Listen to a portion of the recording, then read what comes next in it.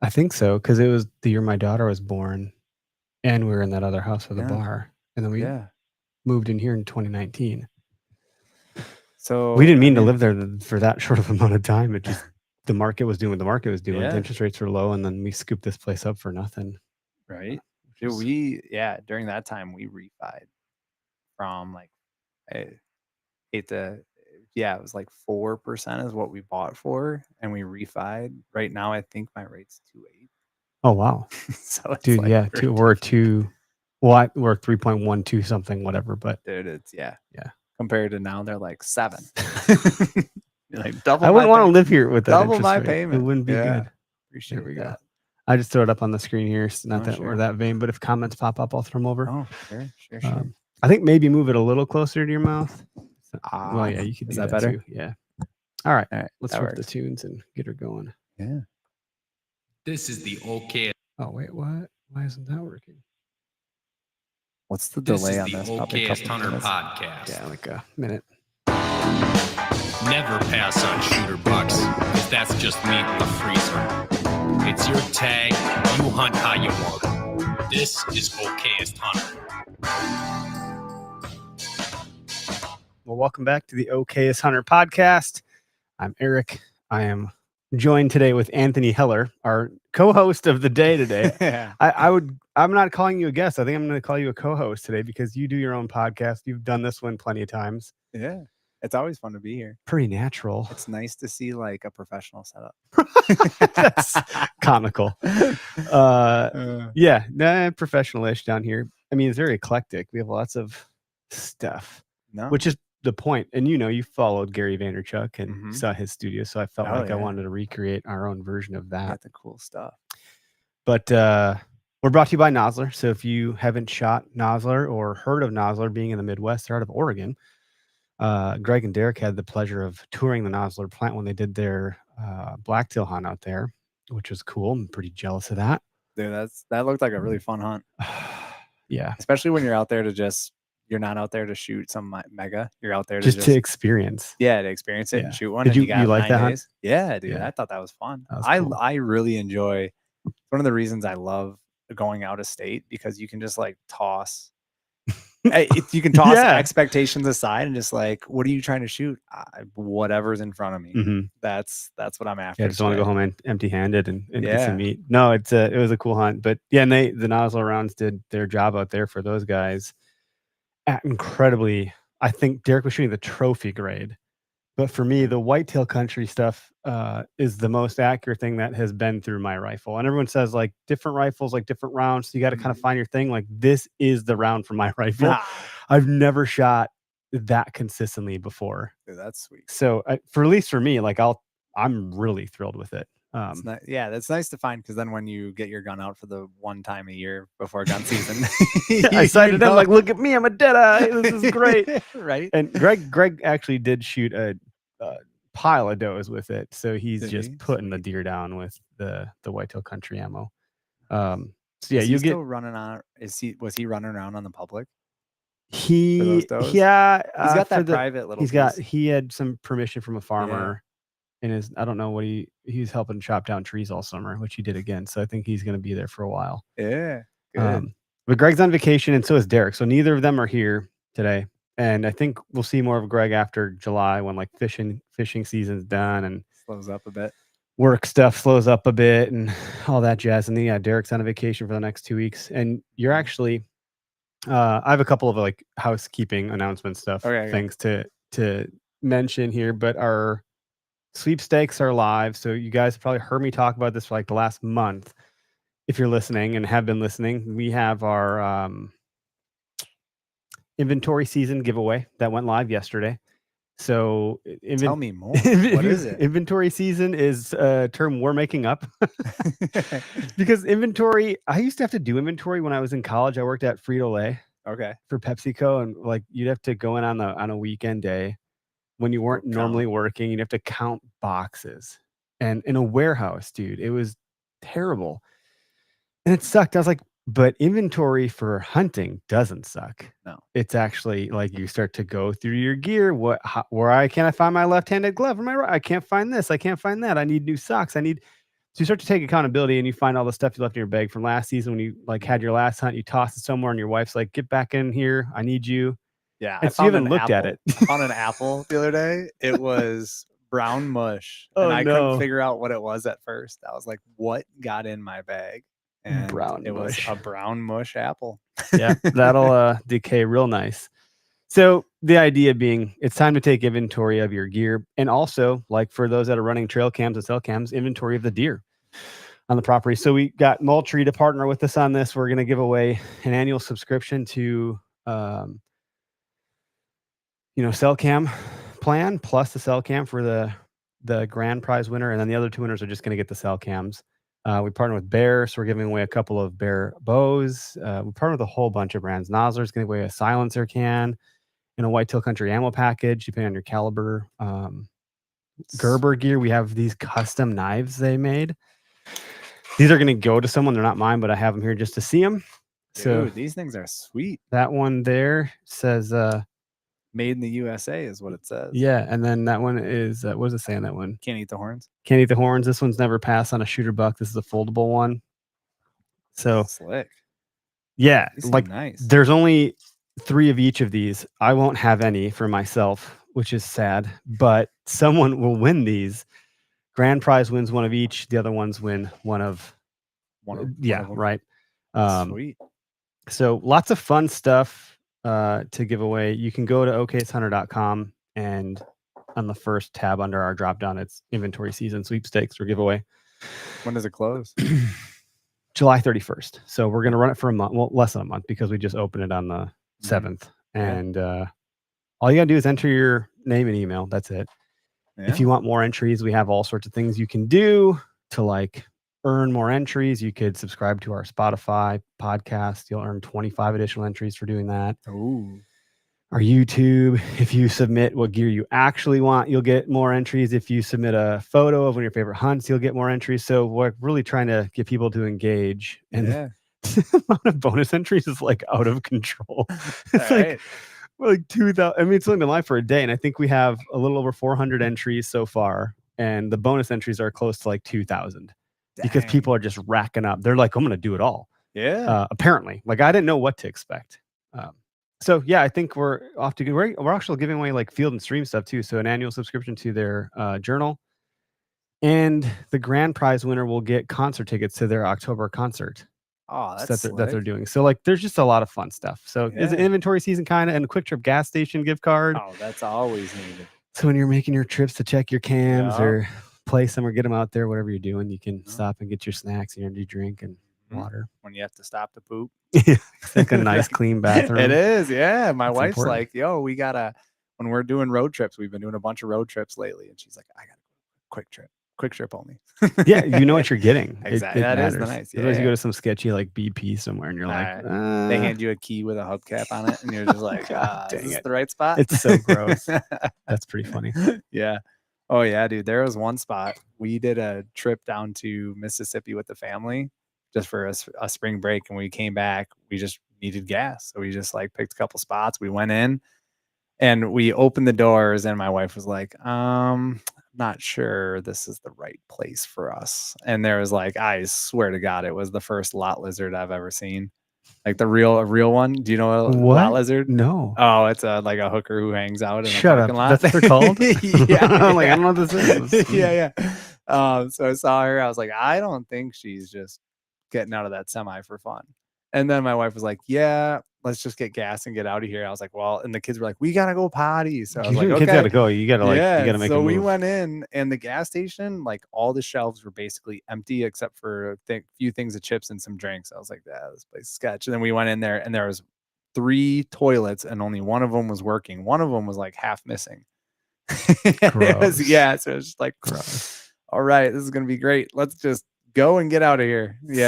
Sketch. So that was my non-quick trip experience. Right, like the two ends of the extreme there for sure. Yeah. No, we're doing stuff with Latitude also. We're giving away a Maverick saddle, like kit, and rack hubs thrown in there. American, like you got the little rack hub thing where you take the antlers off. It's an R2, so it's a set display, and it's got like the American flag kind of feel to it. So I think I covered most of it. I probably left some things out because I can't remember everything on the fly. But so shout out to all our partners. I mean, you guys hear me talk about them every week on the show. If you want a discount for anyone that we actually partner with on the podcast, the logos are on the screen. Code OHP will save you range of percentage off. Off the brands. Yeah, but like Nosler's got 20% off ammo, which they're a premium ammo brand. So the 20% knocks it down and makes it affordable for our listeners, which is pretty cool. That's sick. Yeah. Big news. I'll just talk about it here because I don't know what's going to happen next week. You're our last guest to come into the studio.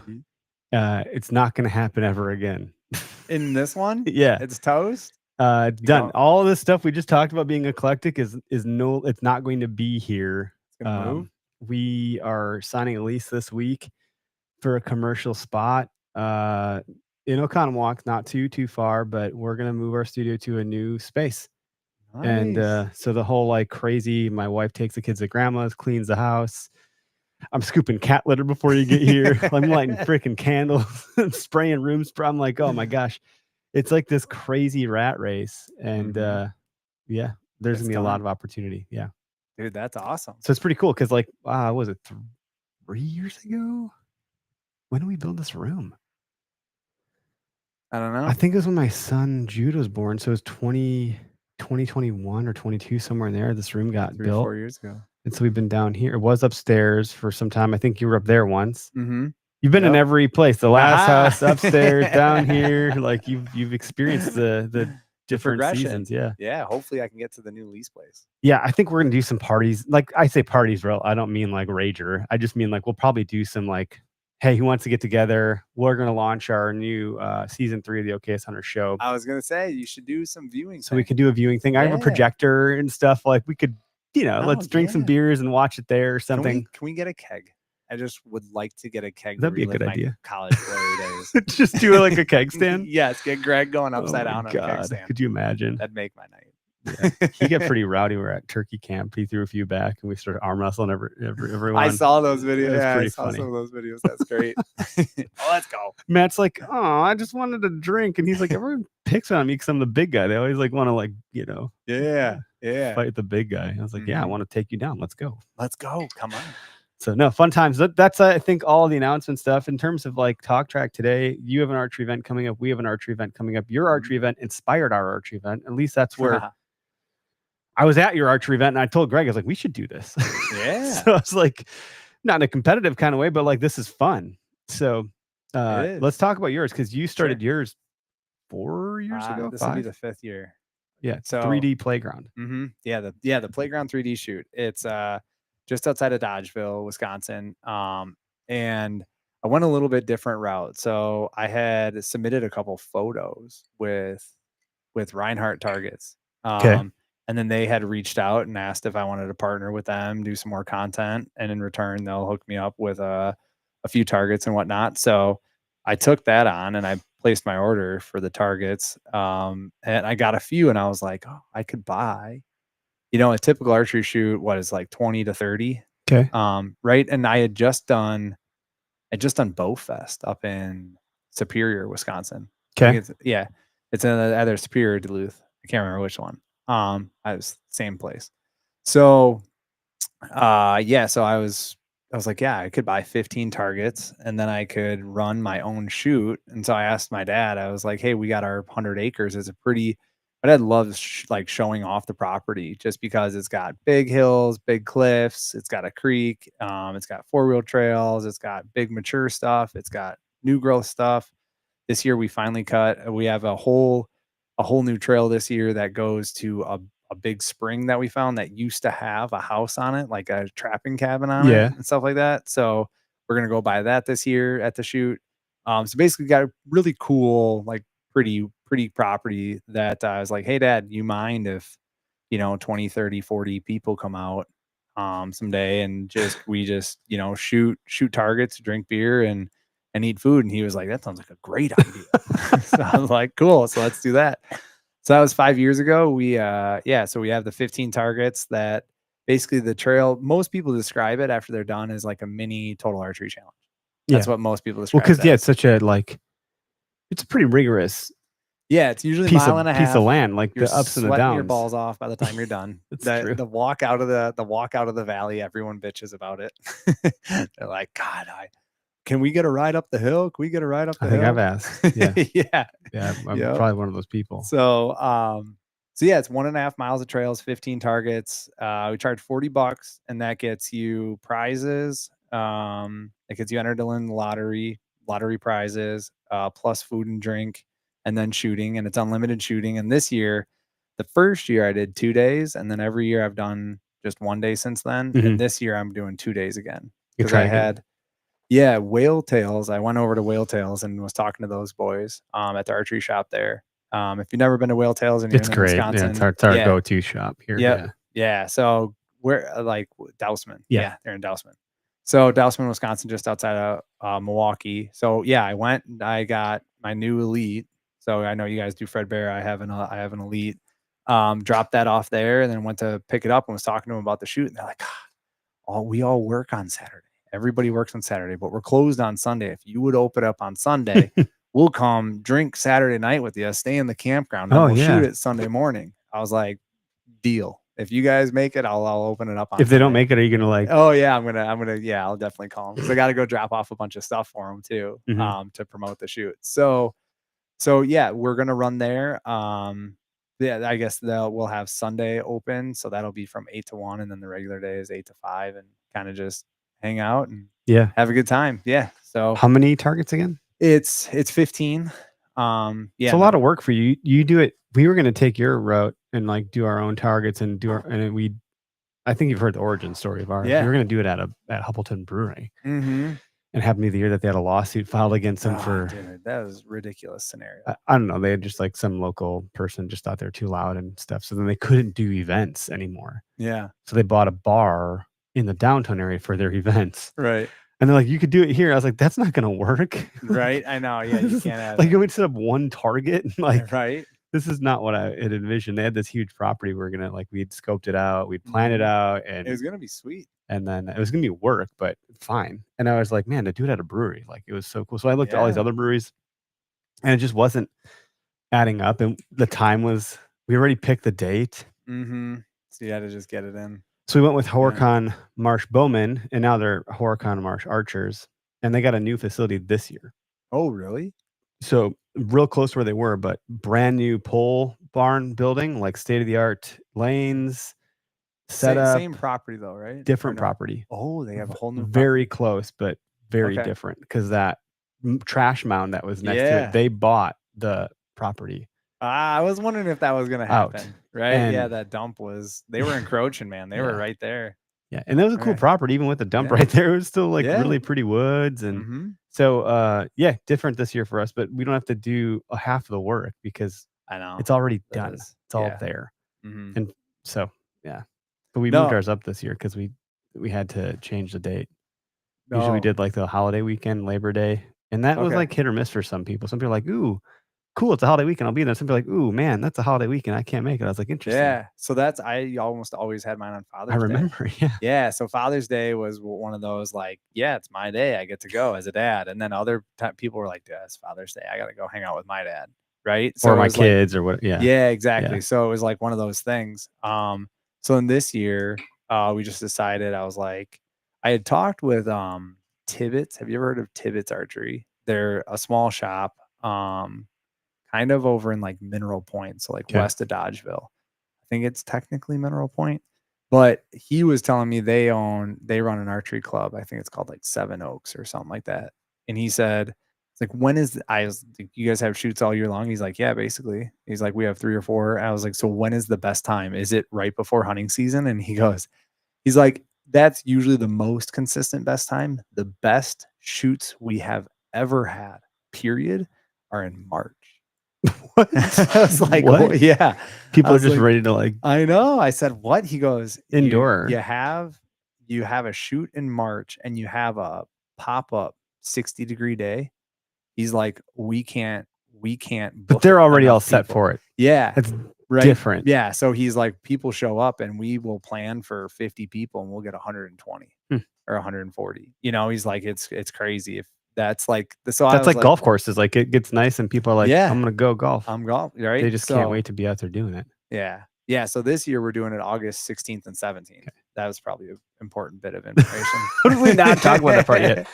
So yeah, August 16th, 17th, down, and the exact address is just outside of Black Hawk Lake. I think it's like 1746 County Highway BH. So it's the technically Cobb, but yeah, we run out there. It's our 100 acres. It's where I hunt. It's where my buddies hunt. And so there's definitely, I have planned the trails. So you were saying it's a lot of work, and it is, because you cut all these trails, and you got to, like, if you put a target out to 70 yards, you got to cut through 70 yards of shit, like, to get there.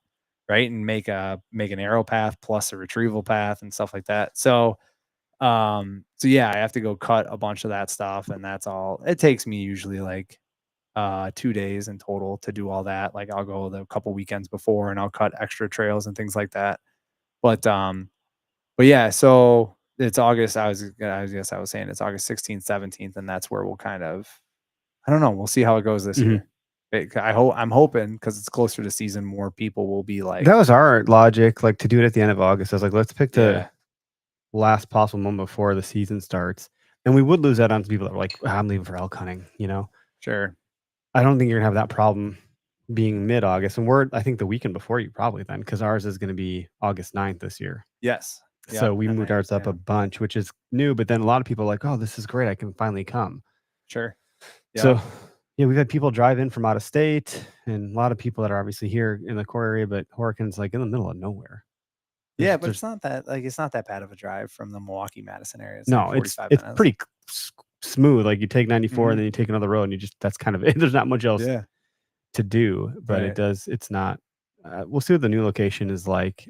Cell reception was never great. I don't think that's ever a problem, but that deterred us from ever doing like our point of sale system and bringing merchandise, because it just because you can't. It just didn't really. I was like, man, my card's not working. It's no internet. Like, so it just became like a headache, and then you're trying to deal with like a logistical problem while you're trying to run an event, and it just detracted. So we're like, we're not going to sell stuff, and then we got real. Like, we went further. Like, let's just go harder with not selling stuff. Let's go real hard on raising money then. So we'll do raffles to raise money for conservation, and everything we do, we give back to. It all goes to covering costs with Horicken Marsh Archers, which is their nonprofit, and then everything else goes back to Waukesha County Land Conservancy, who's one of our donation partners for the business OKS Hunter. Okay. And last year I think we raised had been like close to $1,000 or something. Oh, that's and just like raffle stuff. It was pretty cool. Yeah, I do the raffle. Yeah. Bring cash, right? Don't they have a ATM in there? I don't think they did. Oh, okay. Again, internet. Sounds like So I don't know. Definitely bring cash. I mean, you're good about it. But we also do the Eventbrite, so I get people to pre-register, because it helps with head count and food. Sure. We're doing T-shirts and tumblers and coffee this year, and doing a swag bag. So we're trying to like give people more. Here, you can have some stuff for coming. Like, this is fun. No, that's cool. Yeah, another reason to stop at Quick Trip. Free ATMs. That's a good point. That's right. Yeah, because I would always come through Horicon, and I always swing into. Dude, do you have the Quick Trip rewards? Yeah. Do you know if you just I have so many points, I didn't realize this, and I should know better because we're working with them. But I have enough to buy my family Brewers tickets for free. Really? Yeah. I haven't looked into that. I always just like my rewards points. I worry my kids love the strawberry milk there. So every time I get gas, like the chocolate milk. Yeah. So, but we will, like, every time we get gas, I'm like, can we get a strawberry milk? I'll be like, I don't know how many points I have. But they're not any different than us, because every time you stop, you're probably getting like, oh, I know. You know what it's I mean? hard. You're it's like, hard to not. It's hard to like when someone else, can I get this? You're like, no. But if it's like someone said no to you, be like, what do you mean? I'm gonna go get my energy drink, you dick. Right? Yeah. I'm gonna go get my wife does that too much. She's like, they want chocolate milk in the morning. I'm like, why? And she's like, you have coffee every morning. I'm like, that's fair. can't argue that one. It's like, oh god dang it, you're right. I'm an asshole. Yeah. No, but they have the app, and I wouldn't I'm not gonna just like go to a Brewers game, I don't think, but now I might, because I can get all the tickets. Like, why wouldn't I? Now I'm kind of like, oh, maybe we should plan a day. Yeah, there you go. So it's kind of neat. What about the last few years? I think your big grand prize was given away. The bows, and it's not based on score. It's just as long as you turn in your scorecard. Yeah. Well, the first year we did lowest score. Okay. which was hilarious because it was kind of like embarrassing. Sure. But then it was like, well, this is bittersweet. Right. And my buddy Joel's the one that won. It was not rigged by any stretch, but he's like, I almost didn't turn my card in because I was so embarrassed with my score. And I was like, well, you probably need a bow the most then. Yeah, that's right. And he's like, okay. So, and then the last couple of years, we've done the exact middle score. So we take all the scores, average it out, and whatever is closest to that average wins. Sure. Because it's okay. That works. Yeah.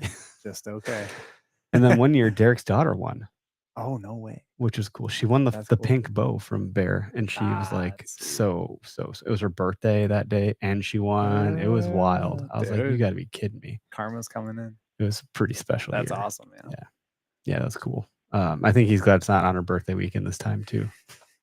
Like, my wife would not let me go.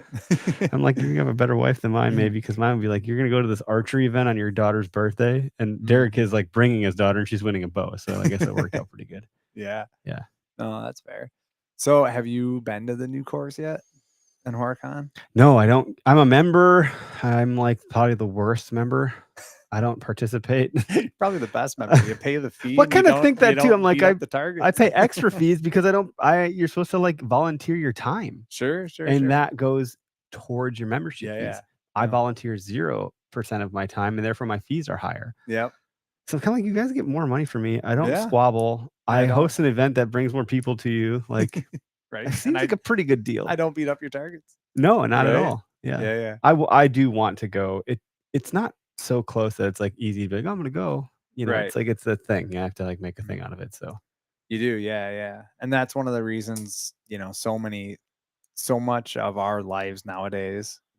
You're a dad, I'm a dad. Yeah. Both working, trying to do multiple jobs, things like that. And you're like, all right, I got to shoot my bow. Like, how can I get in 20, 30 reps as fast as possible? Because I got like 20. That is a great way to do it. Like, going to a shoot is so great. It's the targets are more geared towards real life scenarios versus like if I go lob some darts at my target block, it's pretty 20 yards, standing right in front of it, letting it rip. Like, it's still reps, it's good, but when you are taking like shots at your course and you got to angle down 20 yards at actually, or it's like, what do you expect in a tree stand? Yeah. Bend at the hip, like you're not doing that in your backyard. No. And it's like, as a busy person, you want to just walk out your backyard and shoot some shots, right? And you want to just walk out to an archery club that's 2 minutes down the road. But even just getting in the car, getting your bow, like, that deters. Because I have an archery shop that's 10 minutes, or an archery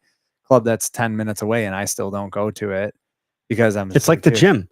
Yeah. To a degree. If it's not part of your 100%. routine or like on your way, if you have to go especially in winter, like, then it's totally screwed. I don't want to go in the cold. No, but then you want to shoot in your backyard, but you don't get any real life stuff. So you need to mix in 3D shoots. And I was talking to one guy a couple months ago, and he was talking about target panic. He's like, dude, I don't know how I got this target panic. It just kind of popped up. It's this, it's that.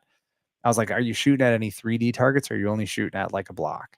And he was like, oh, I just shoot at a block. I was like, dude, you gotta go shoot at a 3D target. Because when you remove the circles and you just are like, for me personally, this is, if you're experiencing target panic, you go to a 3D target and you just like put it where you want to hit the deer. That's all you have to do. Put it where you want to hit the deer and let it rip.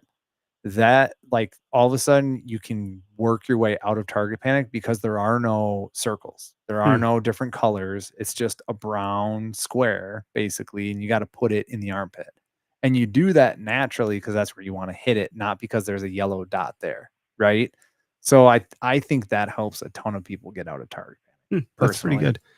I liked at your event. I didn't go last year, but the year before. So I don't know if you did or not last year. I'm assuming you did, but you did the, like the shootout at the end, like the elimination. Yeah. And everyone's watching the two people. Oh yeah. And you're only going one at a time. And that got the nerves going pretty good. It did. Like, that was the closest I've come to feeling the nerves I would have in a stand in a manufactured way, or like a synthetic way.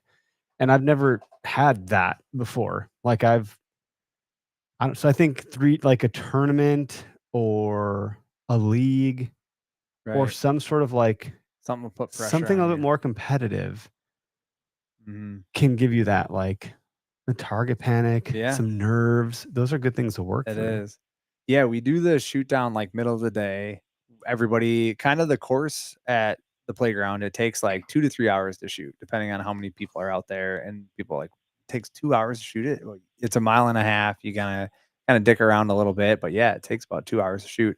And then you get back, and most people will do a round and then they'll come back, and then it'll be about lunchtime because it'll start at like 8, 9 o'clock. At that point, you're hungry. You just burn a bunch of calories. Yeah. So then people come back, they'll start eating, and then we'll put everyone's names in a hat. And last year I messed up with it because I did a double elimination and it took way too long. Whereas the year before when you were there, it was single elimination. Everyone put their name in a hat. You draw. If you win, it's closest. It's like 36 yards or 40 yards closest to the center. It's like close to the 12 ring, and if you win, you move on. That's it. And so yeah, like, and the way it sets up is everybody can sit under the porch of the cabin and whatever and just watch you. So you're like shooting down a line. It's kind of fun. Yeah, it was fun. Yeah, I remember the one year I got there and I like went to just like, line up and I lost an arrow like out of the gate. I was like, what the fuck? I remember what the hell? I was like, how did I lose an arrow? I didn't even begin yet. Yeah. It was like 25 I was so frustrated. And I couldn't find it. It was gone. It was right there. I was like, God dang it.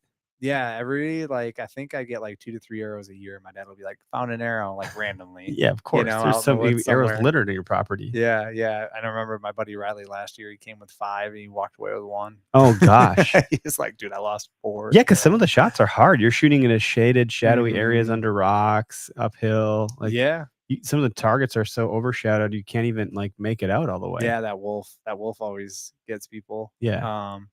But yeah, that's part of it is like the river one's cool too with the carp or like the beaver. Yeah, the beaver. That's what I'm thinking of. Yeah, there's both both of those go into the creek. But yeah, I guess the idea is I have friends who like really enjoy shooting and difficult shots. So I want to do some, like the bear is always fun because it's 60 yards uphill in a power line cut. So you got to at least have a stable platform. Then you got to shoot uphill at this bear at 60 yards. And it's a standing bear. It's like 4.5 feet tall or so. That one's fun. But then like I'll set the Black Panther, which you can't see the 12 ring on. You can't see the 10 ring or anything like that. And I'll put it up in like under a cliff in a shaded spot of the cliff. So it's just like this black image at like 32 yards and you can barely make it out. Yeah. And so like, yeah, you're letting it rip on that too. And that's like some of the more, it's not your standard shoot where it's like 25 to 35 yards and that's our shoot. You got it. Yeah. Ours is like gravy. Yeah. It's right. So, but there's a place for both of them. Yeah. I 100% think there's a place for both of them because like yours is a lot of targets. You get a lot of reps and you're shooting 25 to 35 yards and you're not losing arrows and you're getting, 5s, 10s and 12s. Yeah. And then you come to like, what was the one up in Superior? I forgot what it called. Total. Well, there's total archery challenges. And then there's in there Bowfest or something. Bowfest. Like yeah. So then you go to Bowfest and those things are super difficult and you're tossing arrows. You're losing, you're coming home with like 20-30% less arrows.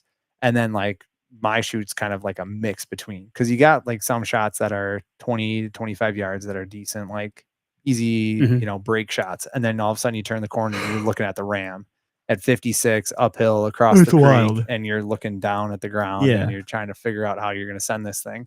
And I've missed that target. And I'm like, dude, I'm not trying to lose arrows right before hunting season either. Damn it. Right? I know. Like, we were partnered with Method when they were around, and that I was like, we're good. Okay, Method's got our back. We don't have an arrow partner now. I'm like, damn it, I gotta freaking deal with this now. So I gotta buy some arrows, right? So I don't want to lose any. Right. Yeah. Yeah, they're not cheap. No, they aren't. But what are you shooting these days? What am I? Ultra arrows. So are those the Chris B ones? I think Ultra View is. I don't think Chris B. Yeah, Ultra. Yeah, Chris B is Ultra View. Yeah, okay, wrong thing. Levi Morgan is Ultra Arrows. Okay. So the Outdoor Group, who owns Elite Archery, CRB. No, not only a handful of conglomerates. Yeah. Yeah. They own I think it's why can't I think of them? It's a broadhead company. They're really Slick Tricks. So they're good broadhead companies. So they own some great companies. And one of them is Ultra Aero. So when they came out, it's like, yeah, I'll give these a shot. And they've been fantastic. Like I'm a fan. So yeah, bought those, but I shoot the iron wheel covers and all that stuff with them. So I do a lot of practicing because each of my arrows are like $50. Yeah. I mean, I still got some of the old Method ones up here. Yeah. Dude, those I killed Method both ones deer were great. with like it's like both these deer got it with the Method art. I had heard that Isaac was starting it up again, but I don't think it like took off. I don't know. He tried to. I think I wouldn't write it off yet. I wouldn't write it off yet. It's Isaac.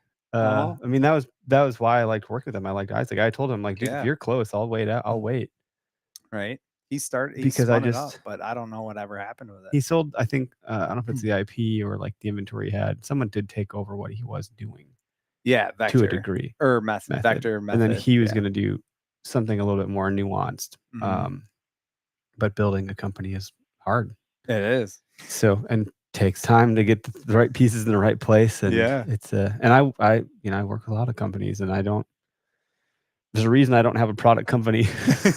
Like this company's hard enough as it is. Media's a whole different ballgame, but we've tried product, and it's even just like the regular stuff, like shirts are hard.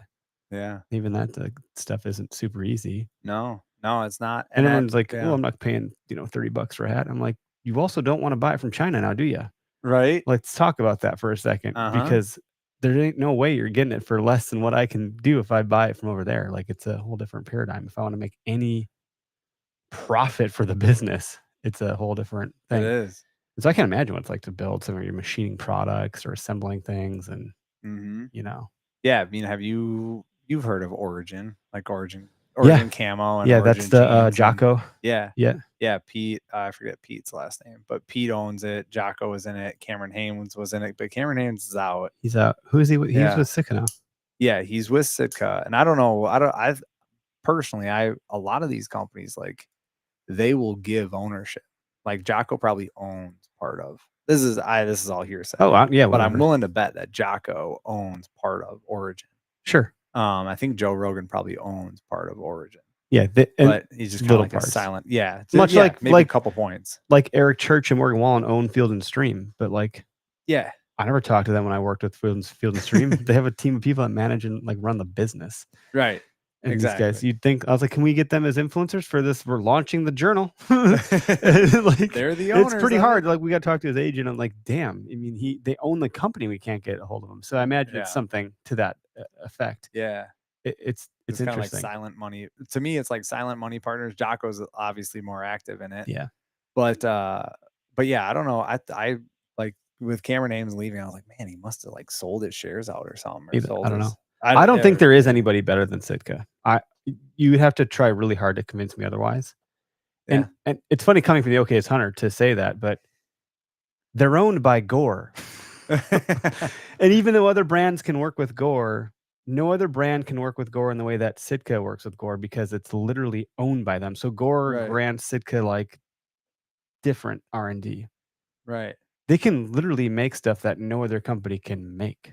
Most other companies that aren't working with Gore are just getting their stuff from the same factory overseas and white labeling it and putting a brand on it. I don't think that's the case for Origin because they're here. Yeah. So that's what I was bringing up, was just like, they started the USA stuff at the right time. Yeah. Right. But yeah, it's tough. People want to buy US, but then they don't want to pay the price.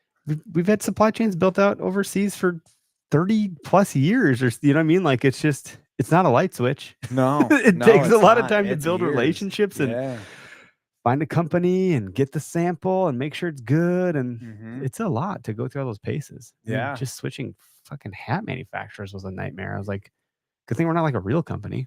Right. Oh shit. Yeah. I know. When I was looking at buying a clothing company, and I went through that process and I put an offer in and everything like that on it. And when we were talking through the logistics of how they get material and the time frames and when you have to place your orders and how you have to your do MOQs that. and It's wild. You need to predict what you're going to sell 9 to 13, 14 months in the future. It's terrifying. You're just placing weird bets. Right. You're I'm going to write a check up front for half so they can start the process. I'll pay the other half when I get it. Now I have all this merchandise that I need to sell. And so I need I better have good marketing and sales channels and distribution and retail. And it's a lot, man. The cash flow, and you're not competing with other brands as much as you compete with literally everything. Sure. Yeah. Like as a human on social media, I might get served up an ad for, I don't know, something for my kids. It's like your share of wallet can only go so far. Yeah. And I'm not just voting my dollars towards hunting stuff. I have all these other things I need to buy as a husband, father, homeowner. Yeah. Dude, it's pretty wild. And so the clothing line stuff, I mean, you're throwing a ton of money, right? $50, $100, $200,000 down, and then you got to pay them $200,000 in 6 months after you get everything. Yep. And then you got to go, okay, now I need $150,000 for marketing to sell all this stuff. And if you do it direct to consumer, you're onesie-twosie your way through it. And so you really want like some big POs from like a retailer. Yeah. And then you have to have a certain margin. But then you need to work with your margin, because if you have to add up all those costs, then you go, okay, well, I bought this shirt from China for $52 and I'm going to sell it for $178 because that means I make $20. This thing, right? Yeah. So after you've input all the costs of everything that and comes if you're through, good, you're like us, and I don't say we're good, but our P&L is about as sophisticated as I've ever seen a P&L. If I showed it to you, you'd be like, Jesus Christ, what? It's oddly detailed. Thank you, Tyler. And thank God we have Tyler, because otherwise this business wouldn't be a thing. But like cost of goods sold, shipping costs, like marketing costs, design costs, ad spend, like all of this stuff. By the time it gets to the bottom, I'm like, overhead, warehouse, how did we lose shipping money? We sold this and we don't have anything to show. What's the point of this? Right. I don't think people understand that you literally can't sell a hat nowadays for $15 and make money. No, you'll lose money. And you could do a drop ship thing. You could be like, oh, well, I'll just use, Teespring or Printful or Printly or pick one. I don't know. But the cost for them to print and pack and pick and ship your order, they erode your margin. Yeah. So then there's no meat left on the bone for you to reinvest back into your business. No. So then you're just selling hats for what? There's nothing. You're just making no money. There's nothing there. And so a lot of folks, I feel bad because I've been through this for some time now. They'll be like, hey, I want to start a apparel company. And I'm like, okay. All right, good luck. Right? Like you gotta, we try pretty hard. And like, unless you're selling $1 million worth, this is not going to be your living. Right. You better love the shit out of this stuff or you're going to not want to do it. Right. And, or what is your, like at the end of the day, do you need 30 grand to live?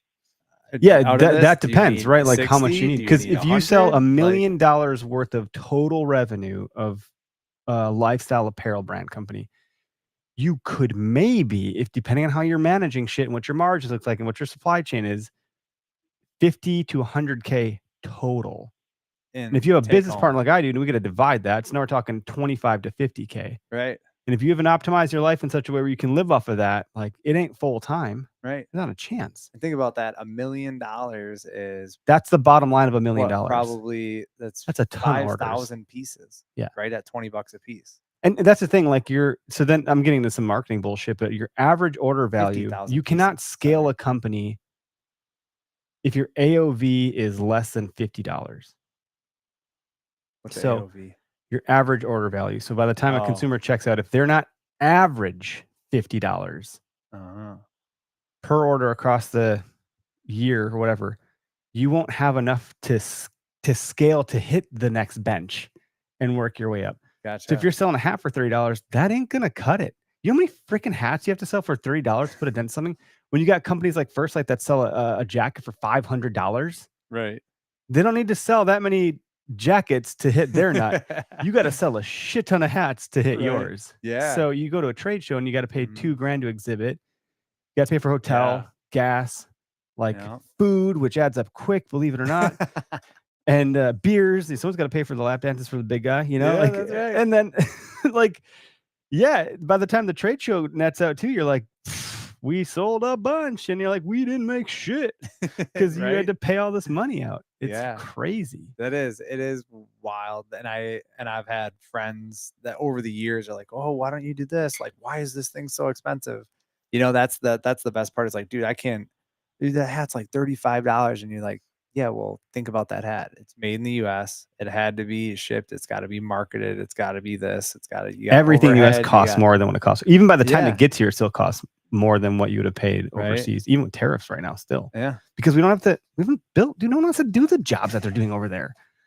Right. No one wants to do that shit. Rates, you know? For the rates, precisely. Right. And so that it's like this weird catch-22. I don't know where it's all gonna go. All I know is either. They kicked the can again. Like we were supposed to have an answer like today, I think, about like the tariffs. And now it's pushed out to August. I'm like, dude, you got to be kidding me. Like it was 90 deals, 90 days. Let's go July. We're gonna finally figure where we land, and now it's like kick the can out we again. haven't figured it out yet.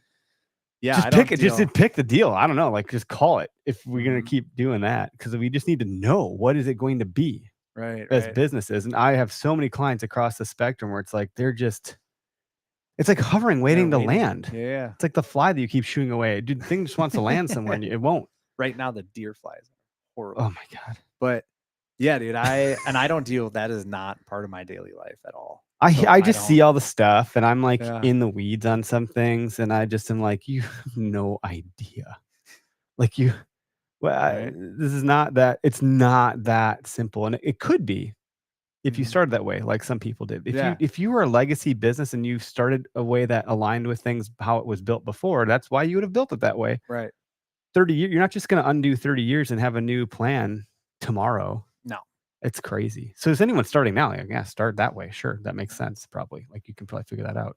Yeah, you'd have to figure it out. But it depends on what you're building. Like there's some things like China, they're just actually better at it than we are. And some things we're not good at. It just depends. Right. The fabric stuff, I feel like it's people making clothes since the beginning of freaking time, basically. You know? Yeah. Yeah. That's a commodity. I don't, because like the Origin jeans are what, $110 or $120 is a pair of jeans. So like if you want to buy those, like that's what they cost. And like you could go to Kohl's and get a pair for $25, right? It's weird, dude. And you don't. So you're good. My cousin was just on the Dropping Pins podcast with Derek. Okay. I'm so thrilled about that. I'm just going to throw all my other guests to the curb here that I've ever had, because this is my new favorite episode ever. Because Jeremy is one of those guys who doesn't have any social. He's not known, but in the people that actually know him in his circle of like real life friends, he is one of the best hunters.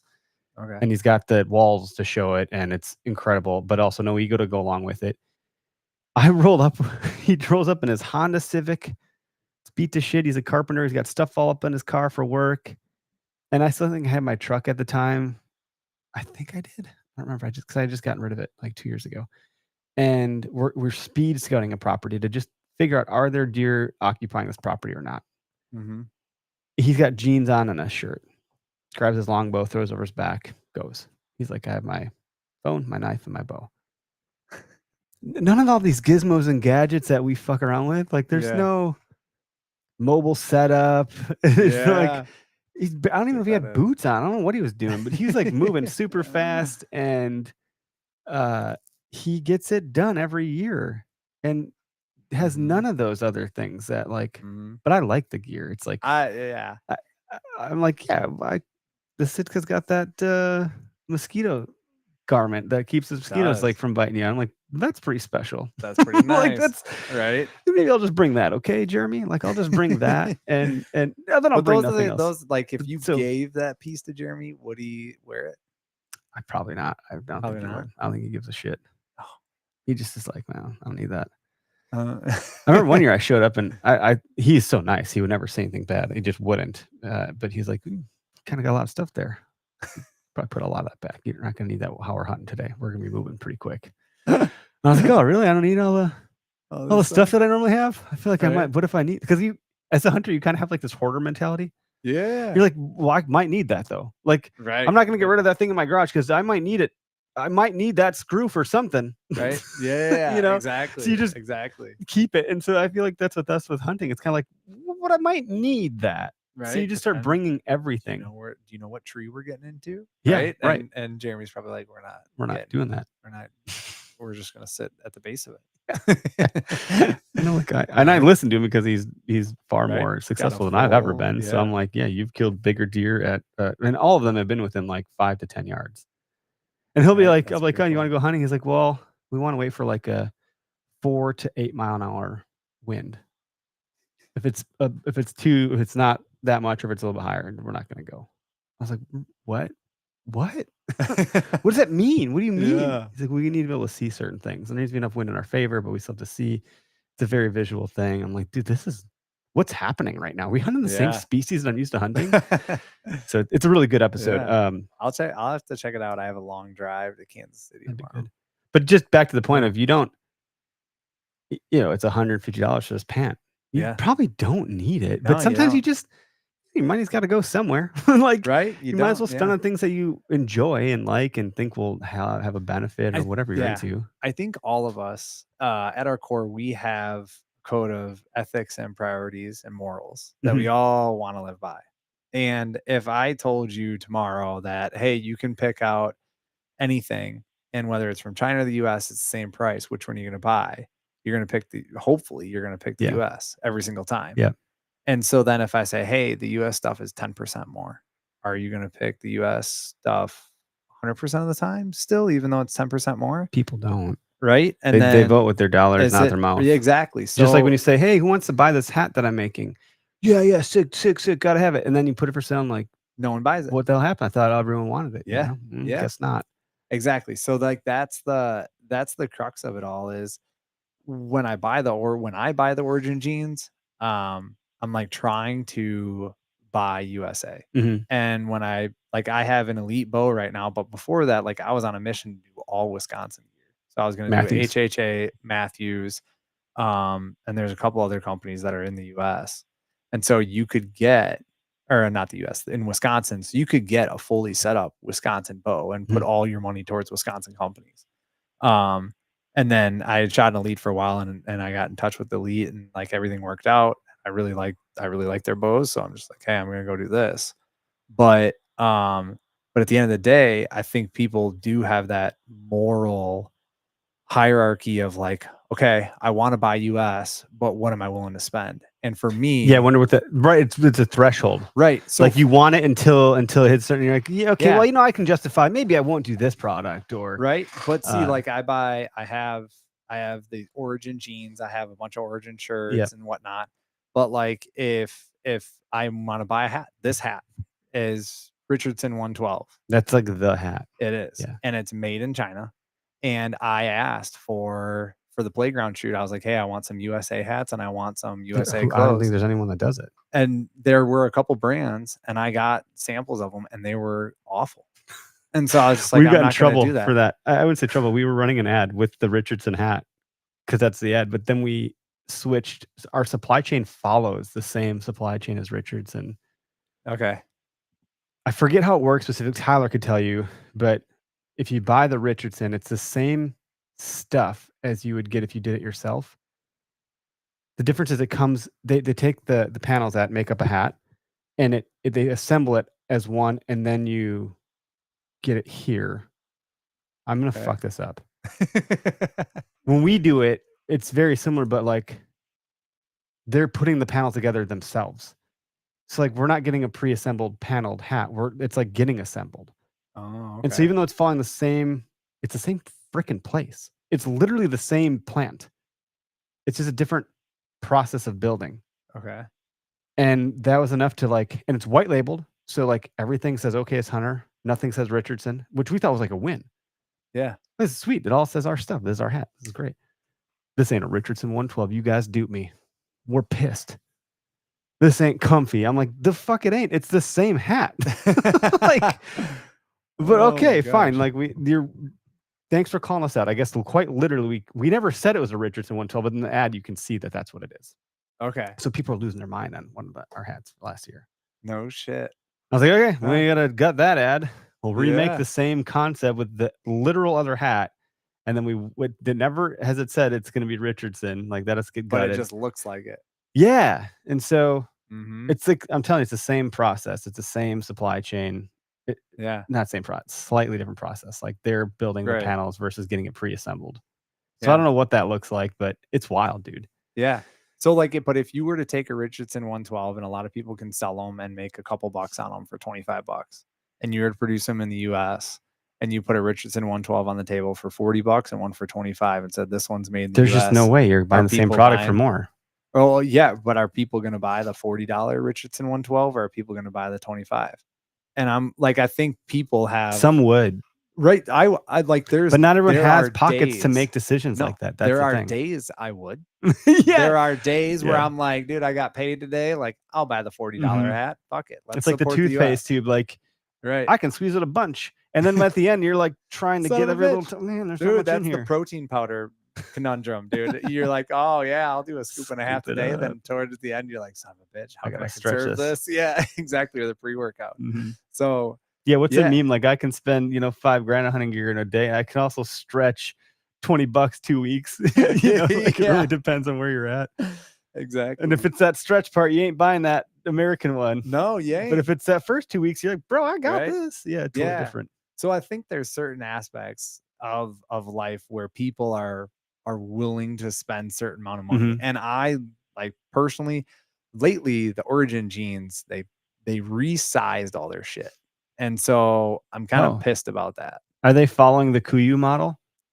Because you fit the mold. No, Like they're only making stuff for they like had fit dudes. the Kuiu mold and they had fit great a 34. Then they realize 32 that's a small percentage of the fit total me demographic fucking because the rest of us are fantastic. fat God damn. asses. So they're like, man, we're not making any I money will- because we're dude. like alienating an entire Yeah. group of people. So I had 34 32s and they fit fucking great. And I had I had 2-3 pairs of jeans for those. And I wore those basically Mhm. every day. Like Yeah. those are the jeans that I wore throughout the whole year.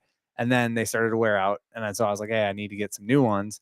And I ordered them. And the 34 32s are now I wear a fit. 34 32. That's great. Dude, they now, so look at that. You think I'm fit and we wear the same fucking jeans. That's funny. Well, I know you're fit because your mile run time is insane. So Yeah, that's been, I'm trying to keep that where it is. That's me staving off like life. I don't know. Trying to make that I will alright. try to make it, and I'm like, dude, my lung is going to give out, or I don't. It's there's- like I'm not. yeah. I used to be able to run a 7-minute mile.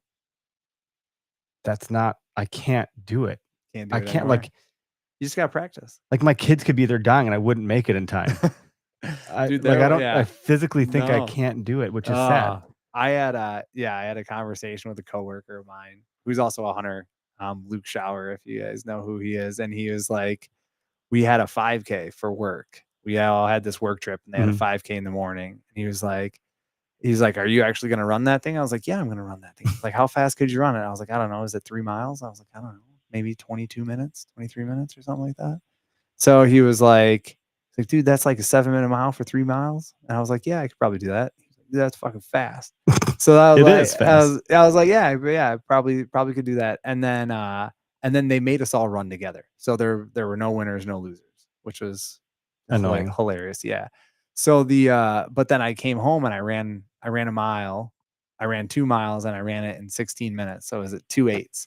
And he was like, bro, I thought you were faster than that. So then the next day I was like, yeah, fuck you. So then I ran like, I ran a 12:32 mile. So 6:15 Okay, per mile for 2 miles. And he was like, okay, that makes more sense. that's wow. Yeah. I did a 20-minute 3-mile run. That's the fastest known measured time 3-mile run that I'd ever done. That's really good. When I was young, like It's less than 7 like minutes. 19 or whatever. That's not. I'm gonna be 40, That's half your and life ago. dude, I love running in the heat. I fucking hate it. I don't. I just like dude. It's so terrible, and that's why I like it. It doesn't. I don't really know how to explain it. So the harder it feels, the happier I Yeah. am about it. So I'm like, oh yeah, this is fucking terrible. This is work. Oh, this is what I wanted. I'm dying. Yes, I'm dying. Like it's so the self-talk is so funny. Like if you could be in my brain for those moments. Like I'm like, oh, I should just cut it short. I'm gonna turn right and head back home. It'll be an easy 3 mile. And then some other part of my brain like jerks the steering wheel and is like, you piece of shit, you're going all the way. And then they're like, oh, I guess I'm doing 5 miles now. What the hell happened? And then I'm like in the middle of that, I'm like, this is so stupid. It's noon. The sun is cooking me. I can feel my skin burning. Yeah. And I love it. But then on the nice weather days, it is so easy for me to do better times. I'll like hit a 8-minute mile versus like somewhere around 9 minutes, you know, like I'll shave a whole minute off just because the weather changes. Yeah. Oh yeah, dude. Like I mean, when I run when I was running a lot, when I was couple years ago, I did a marathon, and that was a fun self-talk. I think you need to do hard shit, like shit you haven't done to figure out kind of where you stand with yourself. Cause that was one of when I did the marathon, I had friends ask me like, are you going to finish? And I was like, well, that's kind of like the worst question. Cause that tells me a lot about you. Cause you're thinking I would about have to not finish finishing. It. Yeah, I was like, that's the point of doing. But on walk or not is a question. Like, now, of course, I will. I'll probably walk. Right. So, so it's not a matter of if, it's when. Yeah. And so, like, my time was 3:30. I was trying to hit 3:30, which was like an 8-minute. I think that's an 8-minute mile for the whole thing. I can't remember anymore. That's disgusting. Something like that. Yeah. So, and I was on it until mile 19. And then like my hips and my hamstrings just did not want to keep going. And there was a ridiculous moment of like so much. You're like, kind of, why am I even bothering to do this? Yeah, it was. If I'm going to hurt myself, I should just probably stop. Like, this is dumb anyways. I was laughing and crying at the same time because I was in so much like pain and my body was saying stop. And I was like, no, you're not giving up. You're going to keep going. And it was this really, for me personally, it was like, you hit your limit and I'll break through it type of moment. And that's where I think people find the most amount of value in anything they do. I've been down that path a few times. Yeah. Cause it's like, that's where people always say, this is something I've been thinking about a lot. That happens in deer hunting. It's like, you got to drag the deer out. Yeah. I'm assuming people stop or quit or deer get left behind. I don't know if those are trophy hunters or people that just can't do it. Those are the only two people that would do it. Dude, I've never done it. No. And I feel like the lungs are going to collapse. So you take a break. Right. But it's got to get done. It does. And sometimes you're in such thick, nasty shit and the bugs are getting to you and it's not good. And you're like, it's not fun. Power through because the only way out is through it. Yeah. And so you just got to keep doing it. I know. And I was like, there was one guy that I know that went elk hunting and it was 2 guys, they got an elk and they each got like a quarter of it and they had to go back for at least 1, if not 2 more trips. And one of the dudes got it out and he was just like, I'm not doing that again. And he was like, come, dude, it's not that bad. He's like, I'm not doing that again. Here's $1,000, call a pack horse. I ain't doing it. And he was just like, just hit his limit. he bought his way out. Right. Which I think is like, can be. I did that in college once. It's like, I'm like, someone can write this paper for me. Right. Right. It's not cheating. It's going to get done. I read the book. Right. I need to leave for vacation tomorrow. I need someone else to write this book. My wife's like, you piece of shit. I was like, this is different. I'm a grown man. I went to school. I'm working full time. I'm not a traditional student. Right. And I was like, already like having been in business and stuff. And I was like, dude, you pay people to get shit done in real life. That is very true. But not dragging out a deer. That's where I draw So the that line. was, and that's like I think about a lot, like people will say it's not the trophy, it's the journey. And you always like wonder like, no, dude, I want that fucking trophy. Like if you're playing soccer, if you're playing football, like, and you're trying to get the journey you have to go through to get the trophy. Yeah. Like, that's what makes it the trophy. Exactly. And that's why I think when you're trying to do something hard, something difficult that other people can't do, it's not necessarily that at the end of the day that you did it. Because think about all the times where like you're like, oh, I'm going to try to get to 100 episodes of Okayest Hunter, or I'm going to try to do something. And then you get there and you're like, oh, what more can I do? That's like your very next thought is, I did $10,000 in hat sales this year. Can I do 15? It's not, you don't sit there and go, hey, like I did 10,000, and then you sit there and then you're done. And you're done. Well, I think Goggins said somewhere along the lines, he said there is no finish line. Right. There's no finish line in like anything you do. You just keep existing, or you don't, because like one day you're gonna die. Right. Like that's the stoicism stuff that Marcus Aurelius talks about. He's like, one day we're like, you're gonna be just as forgotten as every other human that's ever been forgotten. Yeah. So like it helps just to put things into perspective, because what you're doing, yes, it's important, but also like in the grand scheme of things, is it? You know? So that the importance then lies in between there. It's like the importance is, what are you getting out of life? Yeah. You know, like it. Well, and how are you moving that on? Right. Yeah. So like that's one of the things with my kids is like, you know, Allie and I make above average money, and we were talking about it the other day, and we were like, so the one thing we can't do is allow our kids to be snobby little shits, and which is hard when you get to that. That's a whole different thing. They still get like off, if they want cereal, you don't get Lucky Charms, you get the off-brand Food Club Charms. Like, and we live that lifestyle to make sure that they understand that they don't like, and I take money from my kids. Like, you leave the lights on, I get a quarter. Nice. Like, so we're trying to make sure that they understand. We just started doing allowance for ours this week. Oh, nice. That has not come up yet in our household. I mean, it's not a lot, but it's fun because they enjoy the tasks. Well, yeah, they get the task and they get the dollar, right, or like whatever it is. Just it's pretty sweet. So it is. It's good. But like I think that's where it really comes down to is like I got on the thing about the kids is because it's what you pass on and how you move, your move legacy. things along. Yep. Yeah.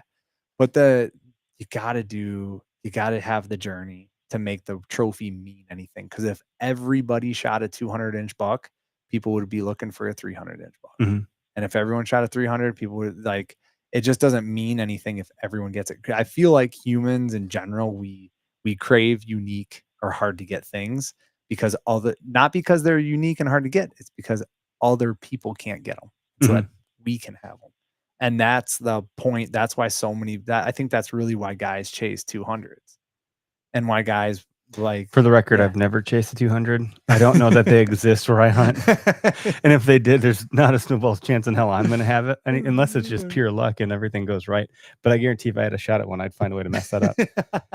That's a whole different conversation. No, it is. But it's just like, I mean, that's why people chase bigger deer, right? I mean, it's like you can't eat the horns. Like, you know, if you're gonna if every deer were the same size and you got 100 pounds of meat off of them, you wouldn't give a fuck about the rack. Yeah. Right. I mean, I guess I'm saying that wrong, but if that's what your goal was the meat, then that's like, it wouldn't matter the rack size. But people chase 140s, 150s, 160s. Yeah. The thing we talked about on the show over the years is like it signifies maturity of animal, which means it's harder to kill, which means it's harder to get. So it's not all, I mean, really, they are trophies at some point, like that you can hang on your wall, and then they're memories that you're mounting. Shout out to Rack Up, by the way. It's like their slogan, I think, mounting memories. But I look at these deer and I know I remember every literal single detail about it. Yeah, the journey. So that's part of it. But also, they freaking look amazing down here. You're damn right. When I built this room, I wanted a deer on both sides of this wall. Like that was part of the goal. And like, I'd be remiss to tell you the otherwise. That's definitely part of it. But the older it is, the more challenging it is, because I've seen young deer and old deer and how they behave. The old deer behave quite differently. They do. They're a lot harder to kill. Damn it. Right. And I'm like, I'll be damned with my competitive nature. I'm going to keep getting skunked by these assholes. I'm going to figure out one day. And if I don't, I'll keep chasing the encounters, and it's fun. And that's it still comes back to like, you're after, like in that scenario, you're after the journey. You're after the fun. Yeah. Because at the end of the day, like, you get the trophy, and it's when you tell people about it, you're not like, oh, you see this point's 6 inches, this point's 3 inches. Yeah. Some guys are like that, very few. But most people are like, oh, dude, I hunted this thing for 2 years and I screwed up this scenario and I screwed up that scenario, and this was then finally caught up with it. Caught them on my cameras at this time. Like, it's all about, because they want to sit down and tell you the story, right? Yeah, there's always a good story. Yeah, And even if it's not a good story, it's kind of like if it happens quick, that's still a good story. It is. Yeah. And that can be. You're like, wow, I can't believe it came together like that, you know? Right. If it's a long story, it's like, holy shit, that's a long, wow. You know, it doesn't, anytime you're talking about like killing a deer or hunting a deer, it's like it's a shared experience. I've talked about this term shared experience. It's 2 words. That's not a term, but I've mentioned it in the context of hunting that it goes both directions in time. We're sharing an experience with people that don't live anymore. And we're sharing an experience with people that will come into existence and do this.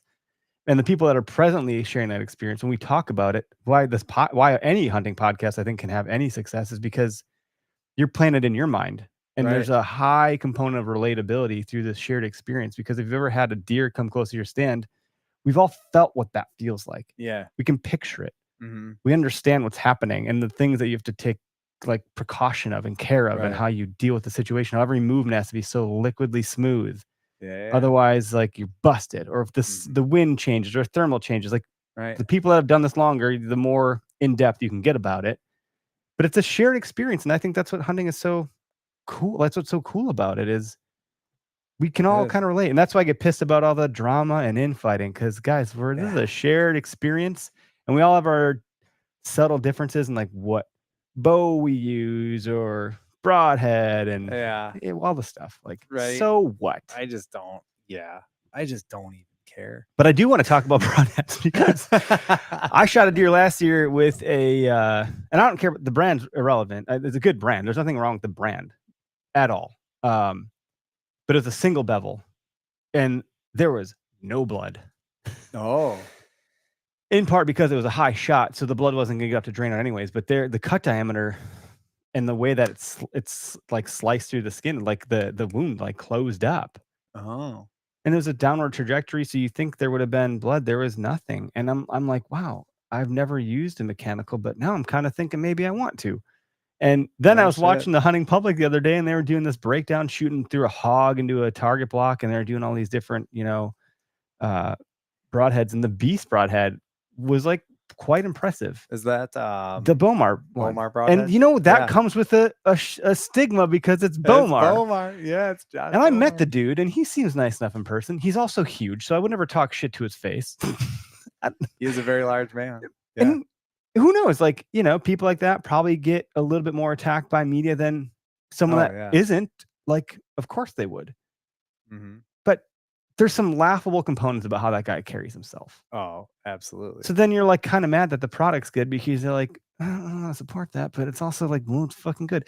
And this brings me back to Gary Vaynerchuk stuff. He's like, the market is the market is the market. And if the product is good enough and there's product market fit, then people will do it. Just like the hat example. If it's expensive versus people are going to do the thing that is the best thing or the most affordable.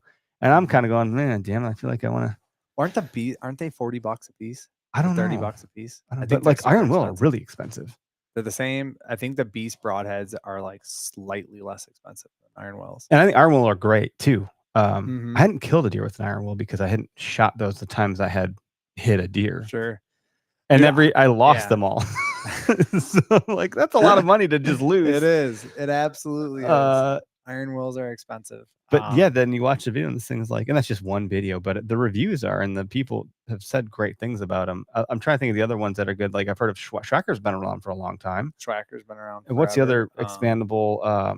Sever. I mean, you got Rages for sure. But Sever was the other. When I was looking at broadheads a couple years ago, this is funny how you go through like cycles when you look through like I did the heavy arrow thing. I did this fine. But, like you get your setup and you like try a bunch of things for like, I don't know, maybe a season or two. And then you find your setup and you're like, this is my setup. I'm done. Yeah. And you're like happy with it for like, because you don't want to you don't want to redo the whole thing. I've had to refigure this room like 5 times. Because I've got new equipment and new cameras and new stuff. And it's like, God, and it introduces new problems. It does. That I'm like, oh, I didn't have to think of that before. That was something I was thinking about. I was like, maybe we could talk about tuning on the podcast today. But I was like, maybe if Greg was here, dude, but I mean, because then when you anything you change up, like, oh, I want to put on a heavier broadhead, or I want to shoot a high FOC, or I want to increase my poundage, or I want to switch to a thumb everything button, so I get an extra ½ inch on my draw length. It all changes how the shit fucking flies, and so you're just like, once you find something after you like, You I had just chill there for a years while. of issues, and then I was finally found a setup, and I worked through it, and then I worked through it, and then last year I had the Carbonera from Elite for a while, and that thing was great, and now I got this new one, but I got to go through the process again. I did it I went from this bow, the Bear Legend, to the Bear Persist. Yeah. And this one's still set up because I wasn't sure. And the Persist is a great bow, and I got to shoot fine for me.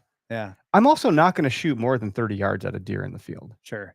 So then I go to these archery events. I'm like, if it's over 40, guys, I don't really care what's happening, because that's not what's really going to happen, because I'm not going to do it. Right. So as long as I'm good within that range, I'm kind of like, it's fine. Mm-hmm. But I kept all this there just in case I had a plan B, or if I drop. Oh yeah. As Greg says, he drop tuned his bow a couple of times. So like, I never thought I'd have two bows. But here you are with but now I have two bows, and it's very intentional at this point, because I'm a little like, I'm worried, you know.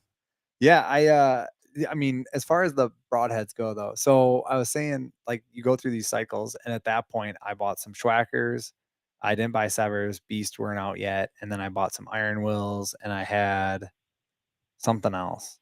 I had one other brand, and I ended up just sticking with the Iron Wills. They flew great and everything, but I shot a couple of the Schwackers at deer, and they did great. Like, I had no problem if you hit the deer where you're supposed to. Yeah, probably anything will be great.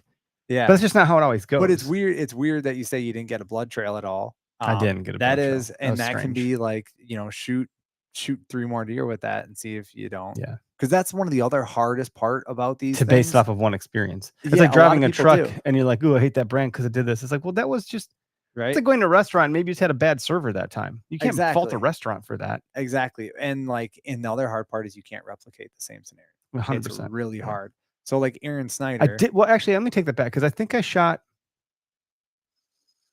I have to go back and look. I don't remember. When I shot a doe from the ground at 30 yards, full pass through. No blood. Good, some blood, but not great. We never found her.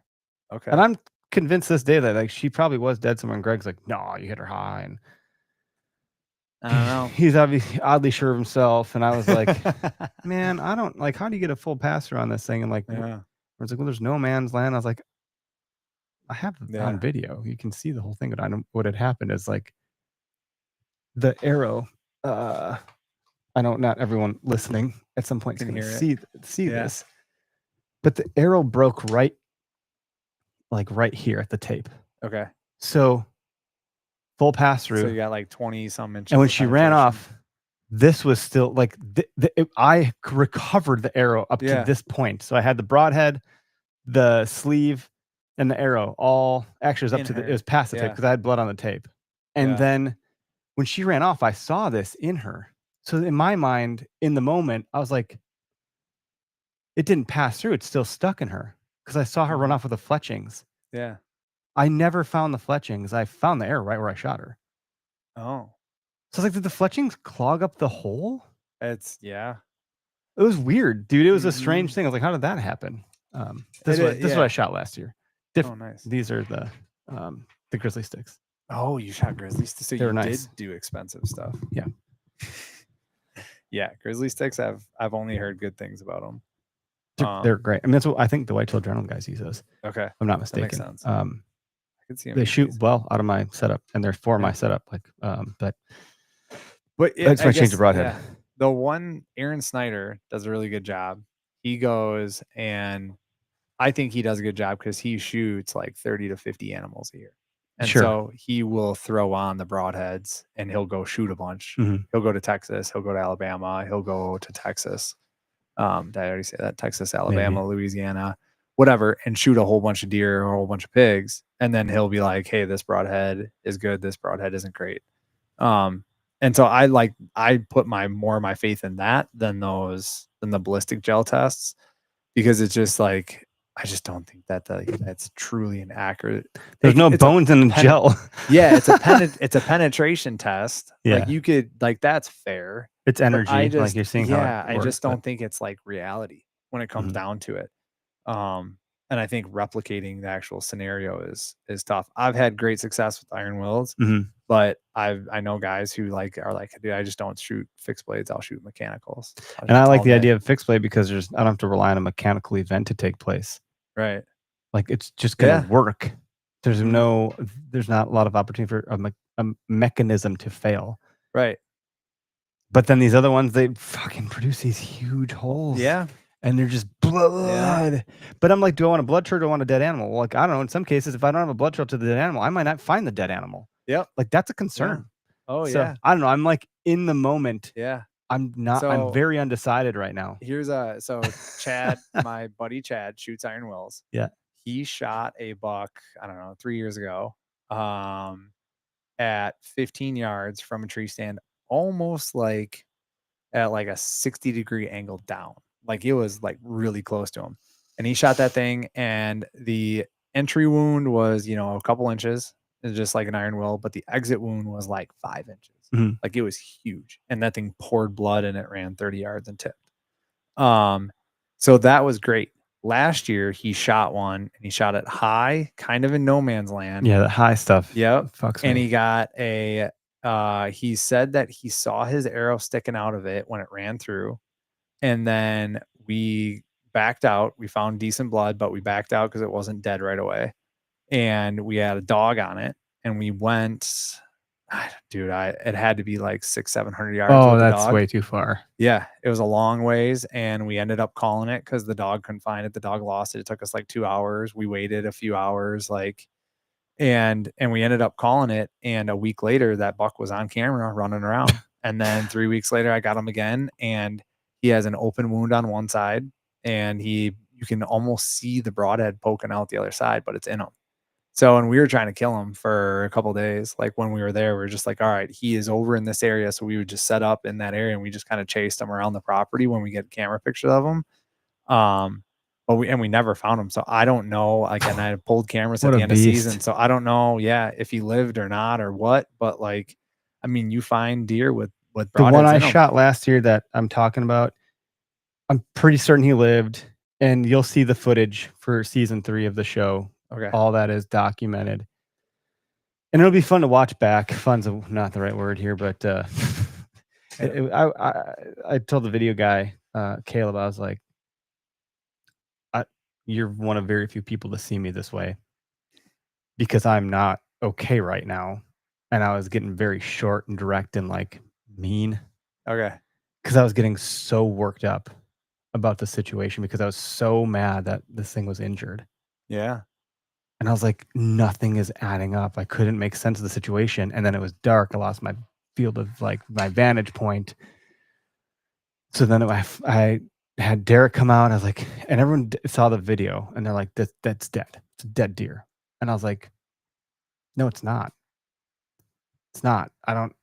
There's no blood. It was very confusing. And then a drone guy showed up. I was like, fuck it, let's call a drone guy. So I need to figure this out. There just so happened to be another dead deer on the property, a dead buck. And so Derek's like, that's your deer. We found him. I was like, hold on, something's not right here. There's a lot of fur around this thing. Oh. It was a decomposing deer. And it was throwing off a heat signature because it had so much like heat from the gastro stuff. Gross. And I was like, that dead deer is bigger than my deer. And the drone guy's like, people usually say the opposite. He's like, I'm surprised you're being honest. I was like, I'm not tracking this thing all the way into that shit, because where it was shit. Okay. To find a decomposed deer that's not mine. Yeah. That's not what I'm not just going to go. That's not what we're here for. Right. And so we had shined a deer right on the get. But the drone guy, just communication is challenging, right? He's trying to make sense of the whole thing, and we're trying to make sense of the whole thing. And he misinterpreted what we had said about where the deer would be. So the first deer he had seen, he didn't realize that was the area that he should have been focused on. And that deer, it was a buck, ran like a bat out of hell, which at this point, this is the first deer I've seen react to the drone light. Sure. So I don't know. Every single deer after that, every single deer, and there must have been like 20 to 30 deer he shined. They didn't give a shit, dude. They're like, hey, drone, Like they didn't care. They didn't move. They didn't flinch. They weren't running away. Nothing. And then so I was like, well, let's go back to that first year because you could rewind and stuff. And it was kind of doing this, like gimping a little bit, and it was moving like its life depend on it. And he's like, we've seen this before. If it's a shoulder hit, they're really sensitive to activity because they're like, imagine if someone just shot you in the shoulder, you'd be like, stay away, don't get, like, you'd be freaking out. And hindsight being 2020, that was the deer. So by the time we figured that out, we couldn't find that deer again. So he like left Dodge. He was out. But the way that he was moving, they're like, dude, that deer's gonna probably live. He's not dead. And I was like, okay, well, at least I think a little better. But had I have actually tracked him, I would have just kicked him up. Right. And it would have been the same scenario. So it was not great. I did learn a lot more about the area just based on where that deer went to go, like, deal with his injury. Sure. Because he went to the thickest freaking spot you could possibly think of. And that's the same spot I've seen 150-inch deer come out of. And so I'm kind of like, the dirty brush. Now I know what's going on here. Yeah. A little better. It doesn't make it any easier to hunt. That's the reason he was there. Like, it's not a huntable spot, which is something Derek has said, like, hunt the spots that are huntable. I'm like, oh, okay, real fresh there, jackass. Like, how am I going to do that? I love the guy. So it's funny. But that's funny. Yeah, so I'm curious to see how that's all going to play out on the TV screen because I haven't watched, other than like that micro moment of like seeing the footage a million times of where I hit the deer before it ran off. I didn't see anything else. I didn't see my reaction. I just knew I was like not okay. Yeah. And I was like, no one turn that camera off. I'm not doing good. He's like, oh, sorry, man. I was like, I'm just letting you know I'm not trying to be mean to you. It was like when I got my tattoo, I was like, just get it fucking done. Do you want me to take a break? I swear to God, if you stop, I'm gonna choke you out. Just get it done. It agitated me so bad that I was like feeling violent. Oh man, that's how I feel. I'm not normally that way. Yeah. That's me in the heat when I'm hungry. Oh, so yeah, the running thing wouldn't work for you. I'm not a fan. The other day, I'm like, come on, Anthony, that's your 6 minutes a mile. You'd be like, I'm gonna kill you. Fuck you. How far are we going? I'm just gonna get it done. See ya. Oh, that's so funny. Yeah, the other day I literally got in the car and we were loading up to go to my friend's house. My friend, and we were gonna go spend the night there and we were gonna drink and have a good time. And we get in the car and my wife's like, "Are you okay?" And I was like, "No, fucking hot." Did you not realize you were hungry? We have too much stuff. I'm hungry as shit. Like, just leave me. I'm really crabby. Just leave me. They don't like when you're crabby with them. They can be the other way around.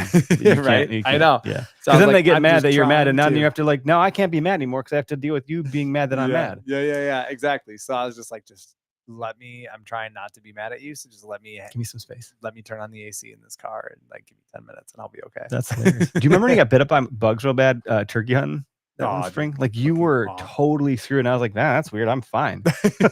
Like I hate mosquitoes. That's the other thing that'll get me is mosquitoes. Oh yeah. Those things are so annoying. I killed that turkey that I killed this year. Did you? Was right where. Oh yeah, that's right. You told me that. Yeah. Cool. I got that one for you. We hunted a really awkward area to hunt. We hunted the driftless, and that's not like a easy spot to kill birds. That is not an easy spot. The most tags are over there. Well, all the access is easements for trout fishing. So like the property seems like there's a ton of public, but it's not. It's all like bottoms. Yeah, you got to do like you'd have to run up to like Kickapoo or something. Tyler's brother-in-law or some family member had a farm, so he got us onto that, and I was like, "This is clutch." And then we almost got it done there, but they just never came close enough. Dude, yeah, that area, man. My buddy of mine hunts in public, and he ended up in the right spot a couple years in a row. But he's like, "Yeah, dude, I walked in, and I had to do some trout stream stuff, and it took me forever to get in, but I ended up sitting down, and I was 50 yards from where they were roosted. They just came right to me." He goes, "Sounds great, right?" Yeah, he said like one of the birds he shot. He said I shot it, and I was able to shoot it, recover it, and take a picture with it as the sun was rising. Oh, that's amazing. He was like, it was pretty sweet. He's like, I was out of the woods by like 6:30 or whatever. That's cool. But dude, that area, because the playground's in that area, I haven't been able to kill a bird at the playground. It's tricky, dude. There's a lot to consider. I don't know. That's tough stuff, but no. Yeah, anyway, so your shoots August 16th, 16th and 17th. It's the weekend after yours. Okay. And where do people sign up? How do they is it open to everybody? It is. It's open to anybody. You just go to deervein.com and register right there. It's a Google form. You just punch it in. Okay. I get an email, and then I will send you I send you a calendar invite for it so you get it all. Yeah. So yeah, deervein.com, or if you don't have, you can go to there. Okay. It's fine.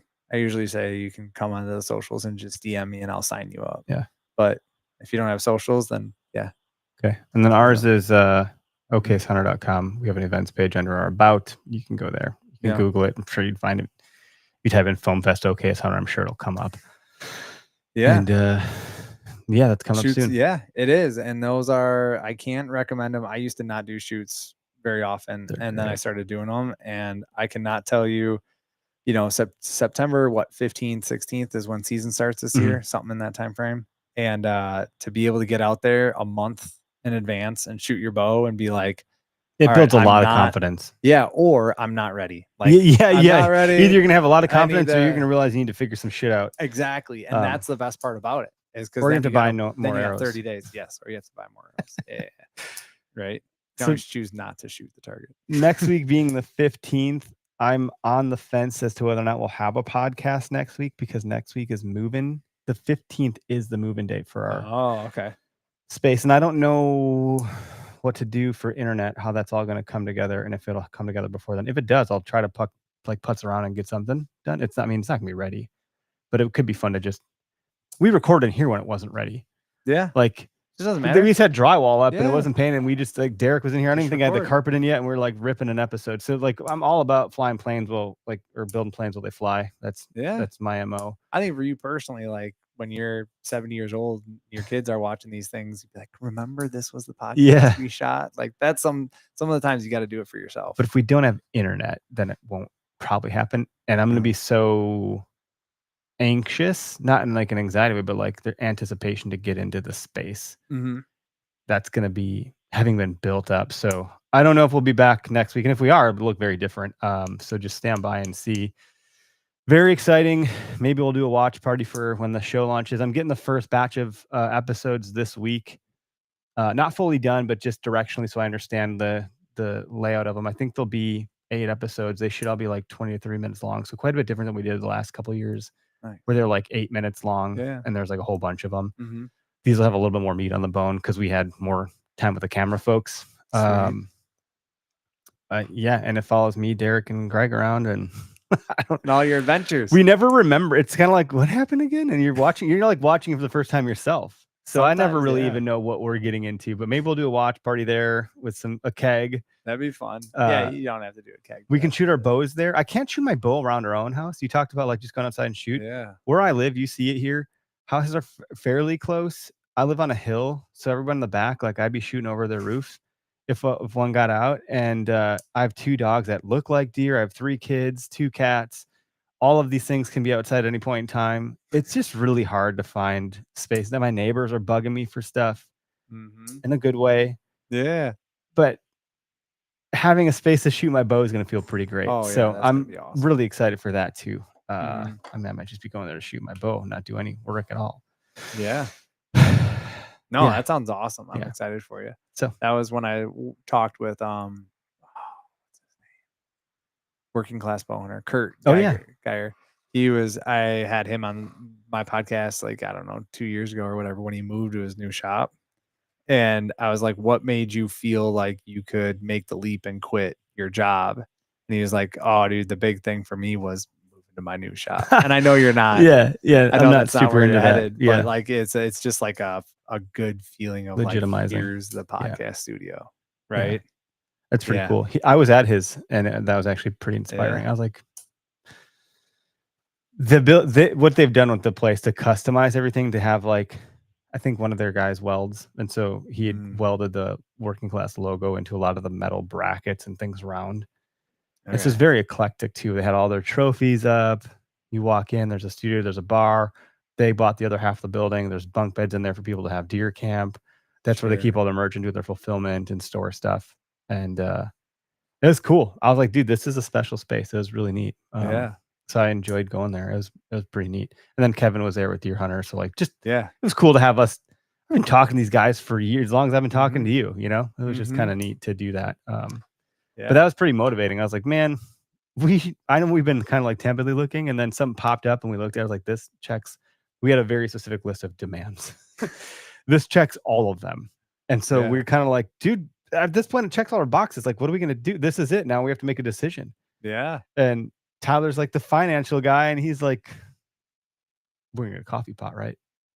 I was like, wait, yeah, we'll get a coffee pot. That's what you're concerned about? I'm not even kidding. Like a couple hours later, he sent me a link to like 8 different coffee pots. He's like, which one do you think? I was like, wow, you're really into this coffee thing. I was like, I'm not. Oh my God. It's okay. Fantastic. I don't know. Whichever one you want, buddy. I was like, whatever, dude. Why don't you pick? No, I need you to vote on it. Oh my gosh, that's fantastic. So I did. And he's like, all right, I got to drive. It's a used coffee pot. He's like, I got to drive to West Bend to get the coffee pot. I was like, bro, it's not till the 15th. You got some time. And Derek lives in West Bend. He can bring the coffee pot. Oh, yeah, it's a good idea. Okay. I'm like, all right. So I know what your priorities are. Right. I need the coffee pot. That's fantastic. Dude, I have been, Oh man. No, that is exciting. Yeah. That is super I'll show you exciting. pictures of it. It's pretty lackluster and all honesty. How long have you guys been thinking about trying to get a space? It's been a goal of mine for forever, mainly because like I mentioned, when we do this podcast, Holly, my wife, it's not very clean today. Summer's a shit show. The kids had swim lessons today, then ninja camp. Now they're at the sports mixer. Like, dude, it is all hands on deck for like summer. So yeah, when I have Derek and Greg over, she still cleans because it's like there's still people come to my house. I'm like, it's just Derek and Greg. They've been coming here for years. Like, it's not a big deal. She's a big deal to me. So like, nothing else. The bathroom has to be clean. I'm like, oh my gosh. So there's that, and then she takes the kids to grandma's to get them out of the house so they're not bouncing around off the walls. And for a while she's making dinner for people in the crock pot. And so it's kind of like, yeah, it'd be weird. It'd be good to not have like dudes I don't actually know coming to the house on Tuesdays, coming into my home. Yeah. Like when it was upstairs, that was real awkward. I was like, they're coming into my upstairs. It's like an intimate space, you know, like my kids' bedrooms are up there. It's where my bedroom is. So then they came down here and that felt a little better. And then over time, we just been like, man, it'd be good to get it out. So anyway, it's always kind of been there. And then within the last 9 months, 12 months, we've been looking more. That's when you created your list of demands. Yeah. Like price was a big one. But then like, we didn't want a retail space because we want to like shoot our bows. Like if we're going to do this, we need to be able to shoot our bows like that. Cause we both live in places where like, that's not doable. It's just kind of pain. Anyway, so it's a 2,000 square foot, spot, and there's already 2 spots carved out for studio essentially, and like the rest is just kind of open. So perfect. We're gonna bring the trade show booth that's in my garage. All those pallets are just stacked up in my garage, taking up a ton of space. We're gonna get those out of there and put them to use at the new digs and just stuff like that. So it'll be good. Yeah, dude, that'll be awesome. That'll be way cool. I'm excited to see it. 15. Same. All right. So launch parties. When's the launch party? I don't know. That's a good, probably sometime after that. Yeah. Because then we got to switch gears and get ready for Foam Fest in a hurry, and then it's hunting season. So I don't know. It's when it feels good enough, I suppose. Well, put it out. Yeah. Put it out on the socials. If people want to help us build and paint and do some things, we're gonna be balling on a budget. So we'll need some help probably. Yeah. Dude, that is one of the nicest things about the hunting industry and the people within it is like there's so many good, helpful craftsmen. It's like, oh, dude, you need a welder? I got you. Greg built this table. Built is a relative term, but I remember he showed up, and I felt like that was the thing that made us legit. And we've had this table ever since. Perfect. Since Greg joined the studio. If anyone's been listening long enough, the moment Greg came on board is when this table showed up, and I was like, "We have a table! This is amazing!" He's like, "It's just 2 pieces of wood." He's like, "I built it in like 10 minutes." I was like, "Really? Perfect, man! I couldn't build a table." So it's just it's pretty neat. Good, dude. That's fantastic. Yeah. Well, everybody, thanks for tuning in. Check out Deer Veins podcast, Anthony's podcast. Check out his shoot. He's got some cool merch also, and you put out some good content. You get a lot more into the tactical stuff, I think. I do. Yep. I texted you the other day. I really appreciate all the content you guys have been putting out. Like, it's fun stuff. Yeah. It's good. Yeah, we do more BS than anything. Yeah. But that's why there's dropping pins now. And the network. We have a freaking network of shows. So like, there's something for everybody, probably. There is. But yeah. Cool. Well, thanks for coming here tonight, Thanks for having me on. I appreciate it. It's always fun to catch up. You bet. Before and after and during the show. The whole thing. The whole shebang.